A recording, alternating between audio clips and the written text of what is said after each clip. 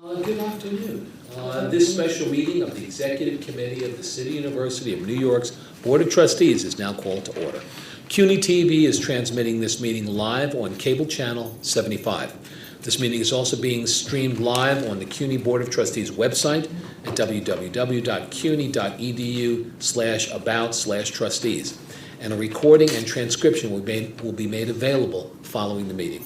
A copy of the calendar agenda of items is also available online at the CUNY Board of Trustees website. Additional items may be added during the meeting. I ask that everyone, let's now turn to the items requiring a vote today. Item number 1, the City University of New York resolution to appoint Vanessa Valdez as interim dean of Macaulay Honors College at the City University of New York. Let me move the item. Do I have a second? Second. Okay, Chancellor. Well, thank you. Great to see all of you this afternoon. And as you know, Dean Pearl decided to, after 9 years, 5 as the dean and then 4 as the provost, to have a change in her life and go back to faculty and do other things. So we needed to identify a stellar candidate for the Macaulay Honors College. Professor Valdez is a longtime member of the faculty at City College. She comes with very prestigious degrees in English, her BA from Yale, and her PhD from Vanderbilt in Spanish and Portuguese. She's one of the among the younger senior scholars in Afro-Latino literature. She has 2 books and of her own and a number of varieties, so the kind of excellence and scholarly gravitas that you would expect from someone who would be the dean at Macaulay, someone that Professor Valdez totally embodies. Her latest book, which is a biography of Arturo Schomburg, is like the definitive biography on Schomburg. She was just telling me that she's having conversation to turn the biography into an audiobook because it's been so well received. So again, she's familiar with the Macaulay Honors Program. She's been part of the review committee at City College that interviews the candidates for Macaulay. So she knows the program, she knows CUNY. She's a remarkable scholar, and she's interested in the opportunity. She'll be interim. We'll have then a national search, and we'll bring again the another search for next year, Mr. Chair. My apologies, but and then we'll bring the next wonderful permanent candidate for Macaulay. Quick question with that. Is she a candidate, or is she going a possibility of being a candidate for the permanent position? So since she is not a member of the Macaulay family, she comes from the outside of Macaulay, right? Mm-hmm. If she's interested, she will be able to apply. Okay. Any questions? Any questions? All right. Then no further discussion. Let's move to a vote. All of those in favor? Aye. Any opposed or abstentions? That item's approved. You have a new dean. If I could just add, I know we'll say something about it at some other point down the road, but Mary Pearl really was a very consequential leader of that college. Yes. And I'm certain that will be that'll be acknowledged at some point in the future. Definitely, and definitely by the full board. Absolutely, and then she's going to be helping us at the central office, and before she goes to her faculty appointment at Brooklyn College. So clearly, and she's very committed to helping also. Macaulay has a big number anniversary next year, which we ought to celebrate and raise funds with it, and she's very excited about being helpful on that front. But totally agree with. I'll be very pleased to bring her to Brooklyn College. I'll be very pleased to have her at Brooklyn College. Okay, that is. Let the record show, but absolutely, totally agree with you, Trustee Ferrer. Excellent. All right, item number 2, it's the City University of New York resolution to enter into a contract with the Applied DNA Clinical Labs, LLC, for the provision of campus-wide COVID-19 surveillance testing. Let me move that item first. Do I have a second? I'll second. Okay. Discussion, I believe Mr. Batista and Mr. Sterler are going to be making presentations. Thank you, Mr. Chairman. As the board knows, CUNY is preparing for more in-person fall semester. And as part of the university safety first approach, we have guidelines that govern the fall reopening. These health and safety guidelines are based on CDC guidance, state guidance, mandates, New York State Department of Health guidance, and industry and other regulatory standards. Most recently, we have revised these guidelines to reflect the change to the public health requirements, other updates, most notable around vaccination and testing. A core principle of the guidelines around vaccination and testing is that everyone will either be vaccinated or tested to enter our campus or offices. So while I know this resolution is around testing, I would like to spend just a moment on vaccination first, because these two things are definitely connected. We all know that vaccination is the key to CUNY's continued strong encouragement of all communities members to be vaccinated.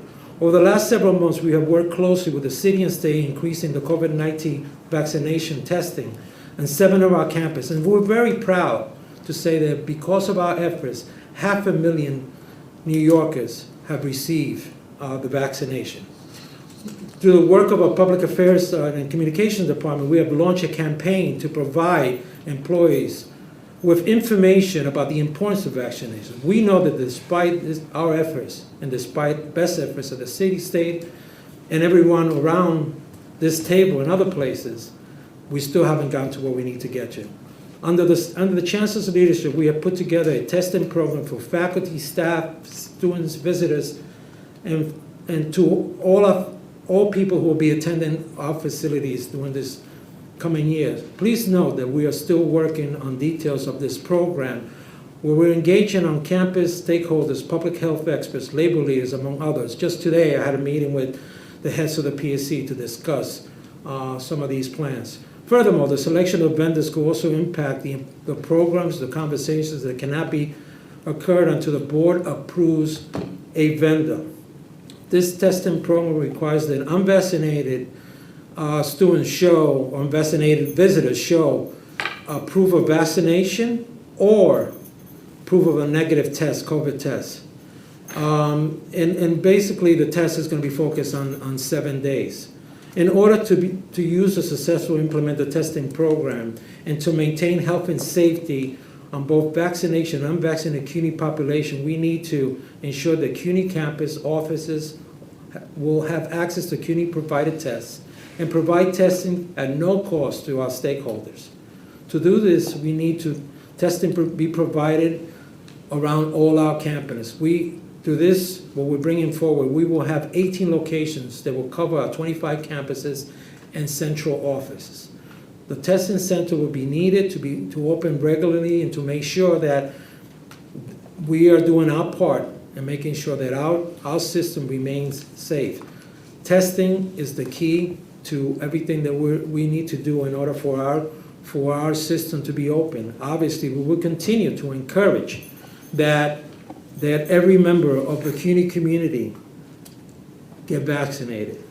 But because we haven't been able to reach the numbers that we need, we will be having 100% testing.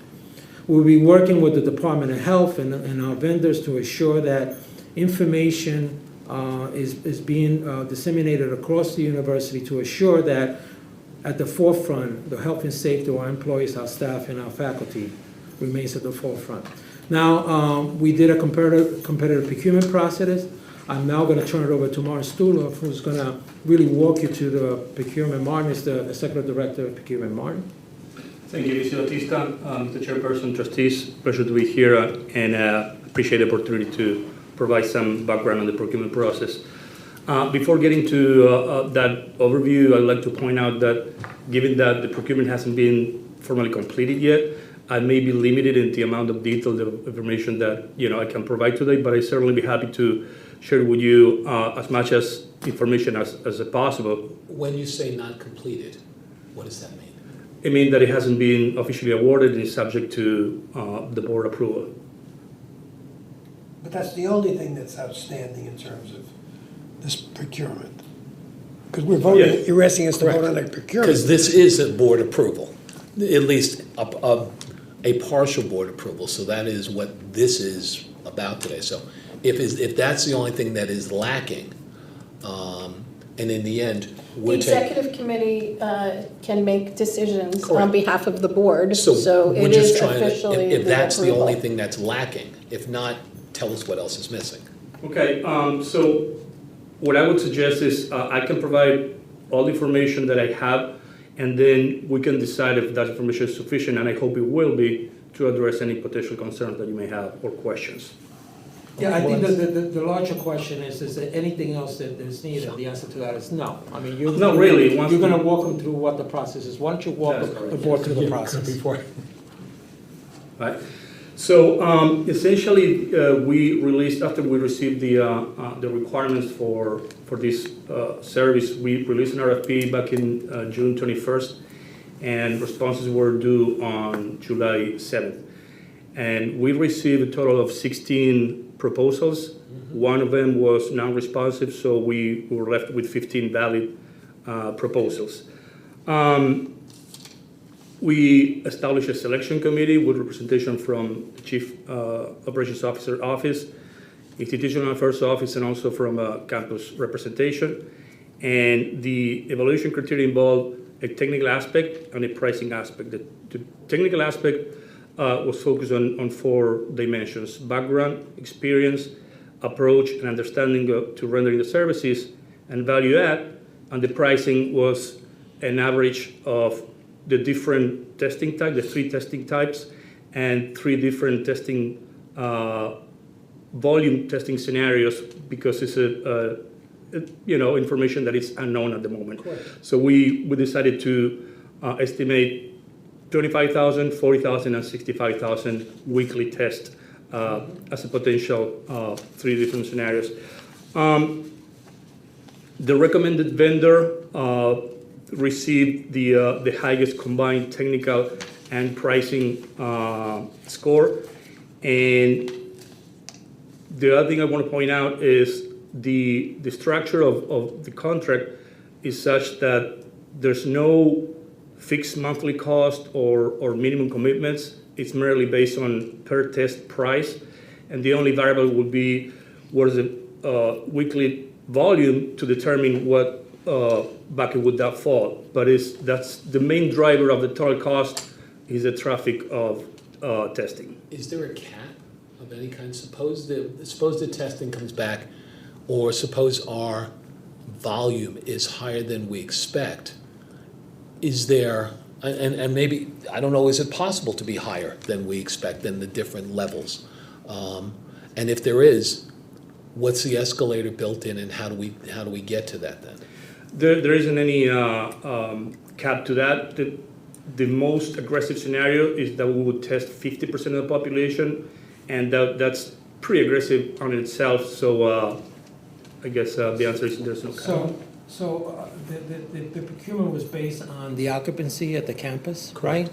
As you know, the board knows, we're now going to a full Correct. 100%. So based on, and we're gonna have a blended kind of a system of people online and some folks in person. So this is at the highest level, right? Starting at a point of 25%. At the highest level, we feel that the cap is gonna be that 50%, but it's gonna be some point around there. And is the price we're approving based on the 50% today?